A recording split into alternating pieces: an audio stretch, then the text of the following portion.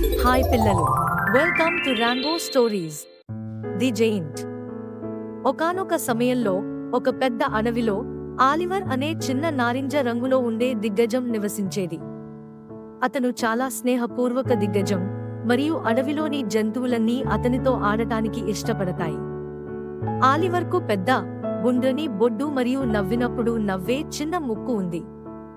అతను తన స్నేహితులను, ముఖ్యంగా ఉడుతలు, కుందేళ్లు మరియు పక్షులను చక్కిలిగింతలు పెట్టడానికి ఇష్టపడే పెద్ద, గుబురుగా ఉండే నారింజ రంగు గడ్డాన్ని కూడా కలిగి ఉన్నాడు. ఒకరోజు ఆలివర్ అడవిలోని చీకటి భాగంలో నడవాలని అనుకున్నాడు. జంతువులు ఏవీ అన్వేషించడానికి సాహసించని ప్రదేశం. ఇది నీడలు మరియు వింత శబ్దాలతో నిండి ఉందని చెప్పబడింది. ఆలివర్ కొంచెం భయపడ్డాడు, కానీ కొత్త స్థలాన్ని అన్వేషించడం సరదాగా ఉంటుందని అతను భావించాడు. అన్నింటికంటే అతను ఒక దిగ్గజం. అతను అడవిలోకి లోతుగా నడిచినప్పుడు చెట్లు పొడవుగా పెరిగాయి మరియు సూర్యకాంతి మసకబారడం ప్రారంభించింది. అతనికి బాగా తెలిసిన ప్రకాశవంతమైన, ఉల్లాసమైన అడవి పొడవైన నీడల చిట్టడవిగా మారింది. ఆలివర్కి కొంచెం భయం మొదలైంది. అకస్మాత్తుగా అతను పొదల్లో పెద్ద శబ్దం విన్నాడు. ఆలివర్ దూకింది మరియు అతని గుండె కొట్టుకోవడం ప్రారంభించింది.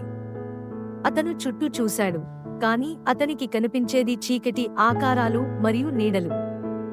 అతని ఊహలు విపరీతంగా నడిచాయా. పొదల్లో ఏమీ దాక్కోవచ్చు. ఇది రాక్షసమా, దెయ్యమా?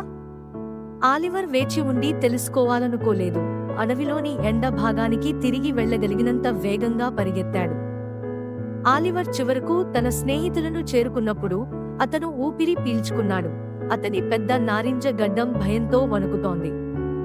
అతను చీకటి అడవిలో తన భయానక సాహసం వారికి చెప్పాడు, కాని అతని స్నేహితులు ఆందోళన చెందకుండా పగలబడి నవ్వారు. నువ్వు చాలా పెద్ద, బలమైన దిగ్గజం, మరియు నువ్వు పొదల్లో ఒక చిన్న రస్టిల్ గురించి భయపడుతున్నావా? ఒక కుందేలు అడిగింది. ఒలివర్ కొంచెం సిగ్గుపడ్డాడు. అతని స్నేహితులు సరైనవారని అతనికి తెలుసంతను ఒక దిగ్గజం. జేమ్స్ దేనికి భయపడకూడదు, ముఖ్యంగా పొదల్లో. కాని అతను పెద్దవాడు మరియు బలంగా ఉన్నప్పటికీ ఆలివర్ భయపడకుండా ఉండలేకపోయాడు. అతను ధైర్యవంతుడని తనను తాను నిరూపించుకోవాలని నిశ్చయించుకున్న ఆలివర్ చీకటి అడవికి తిరిగి వెళ్లి తన భయాన్ని ఎదుర్కోవాలని నిర్ణయించుకున్నాడు. అతను లోతైన శ్వాస తీసుకున్నాడు, తిరిగి అడవుల్లోకి నడవడం ప్రారంభించాడు. ఈ సమయంలో అతను తనను తాను గుర్తు చేసుకుంటూ, నేను పెద్ద, బలమైన దిగ్గజం, మరియు నేను ఏదైనా చేయగలను. ఆలివర్ అడవిలోని చీకటి భాగానికి లోతుగా నడిచినప్పుడు సుపరిచితమైన శబ్దాలు తిరిగి వచ్చాయి. గుడ్లగూబలు అరుపులు, క్రికెట్లు కిచకిచలు, మరియు గాలి ఆకులను గర్జించేలా చేసింది. కాని ఈసారి ఆలివర్ పారిపోవడానికి బదులు కళ్ళు మూసుకుని శబ్దాలపై దృష్టి పెట్టాడు. శబ్దాలు అస్సలు భయపెట్టడం లేదని అతను గ్రహించాడు. గుడ్లగూబ రాత్రిపూట ఎప్పటిలాగే అరుస్తూనే ఉంది. క్రికెట్లు తమ చిన్న పాటలను చిలిపిస్తున్నాయి మరియు ఆకులు గాలిలో నృత్యం చేస్తున్నాయి. అడవిలోని ఎండ ప్రాంతంలో అతను ఇంతకు ముందు చాలాసార్లు విన్న అవే శబ్దాలు. వారు రాక్షసులు లేదా దయ్యాలు కాదు. అవి కేవలం అడవిలో ఒక భాగం మాత్రమే.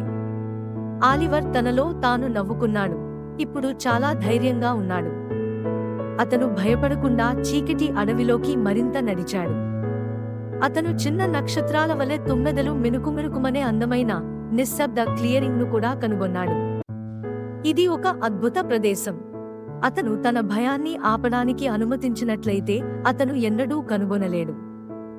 ఆలివర్ తన స్నేహితుల వద్దకు తిరిగి వచ్చినప్పుడు అతను గర్వంతో ప్రకాశిస్తున్నాడు. అతను తన భయాన్ని ఎలా ఎదుర్కొన్నాడో మరియు అడవిలోని చీకటి భాగాన్ని ఎలా అన్వేషించాడో వారికి చెప్పాడు. అతని స్నేహితులు ఆశ్చర్యపోయారు. వావ్, ఆలివర్, నువ్వు నిజంగా ధైర్యవంతుడివి. వారు అతని ధైర్యానికి ముగ్ధులయ్యారు. ఆలివర్ నవ్వాడు. అతని ఫన్నీ చిన్న ముక్కు ఆనందంతో వణుకుతోంది. ఆ రోజు అతను ఒక ముఖ్యమైన పాఠం నేర్చుకున్నాడు. ధైర్యంగా ఉండటం అంటే భయపడకుండా ఉండటమే కాదు, మీ భయాలను ఎదుర్కోవడం. మరియు ఆ రోజు నుండి ఆలివర్ అడవిలోని చీకటి భాగానికి భయపడలేదు. వాస్తవానికి ఇది సందర్శించడానికి అతనికి ఇష్టమైన ప్రదేశాలలో ఒకటిగా మారింది మరియు అతను అక్కడ కనుగొన్న అన్ని మాయా విషయాలను తన స్నేహితులకు చూపించడానికి ఇష్టపడ్డాడు.